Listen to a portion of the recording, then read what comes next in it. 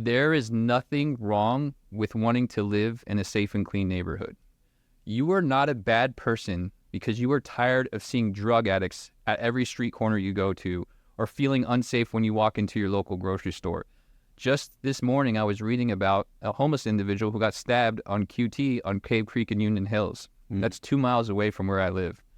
It's on our front doorsteps, and I'm sick and tired of it, and we need leaders that actually care, that are actually going to make it a priority. And no one was challenging Kate Gallego. She was running unopposed, and I just can't fathom having another 4 years under her leadership. I can't imagine where we'll be 4 years down the road from here because she's been in the city council for the last 10 years. So why should I believe that the next 4 years are going to be any different than the last 10 years under her leadership? Awesome. So Matt, what would you do to start the process of addressing homelessness? So that's the great question, right? I can call out the problem. I can say, hey, our city's failing us. Everything's getting worse. I'm going to have a different approach, and I'm going to be, passionate about it, and I have a strategy. And the good news and what actually makes me excited is I know I can make a difference. You will be able to say, because Matt Evans was mayor, we are seeing change in our city. And why is that? It's because of my tech background as a senior DevOps engineer. So for the last 15 years, what I do on a daily living is root cause analysis. I build out technical infrastructure. I build out observability so we can monitor our systems, so we know that when there's a problem, we can respond right away. And we know that the changes we're pushing out into our system are having the outcomes that we expect.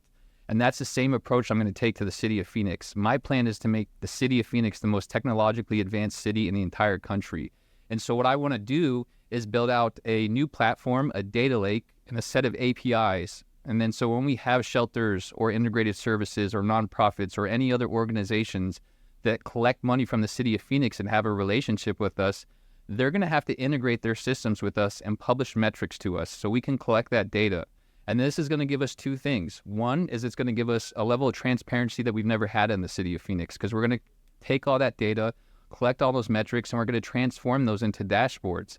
So in real time, 24/7, any member in the city of Phoenix can go to a website, and with a click of the button, they can understand the state of their city and the scope of the problem. And I think it's really important that we have that transparency. And I'll give you an example, because a lot of people don't know this. The way that we count the number of homeless people in our city or in our county and across the country, this is a model. It's called the annual point-in-time count. It's where they get a set of volunteers to go around and survey the city. They literally go out and try to count the number of homeless people, talk to them, ask them, how long have you been homeless? Where did you come from? Try to collect their demographics. Obviously, as you think through this, you can see that that's not going to give us a real accurate picture of the issue. Yeah.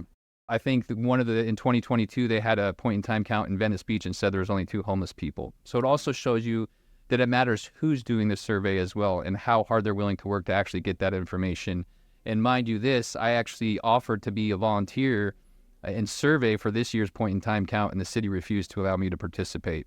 So there's also politics that go into who they choose to even participate in these surveys. And so I want to get rid of all this, get rid of the arbitrary opinions, and let's actually collect the data. And it's not going to be 100%, but even if we have that 90%, that's going to give us a way better picture and visibility into the actual scope of the problem, because I'm a real big believer that you can't fix the problem if you truly don't understand the scope of the problem.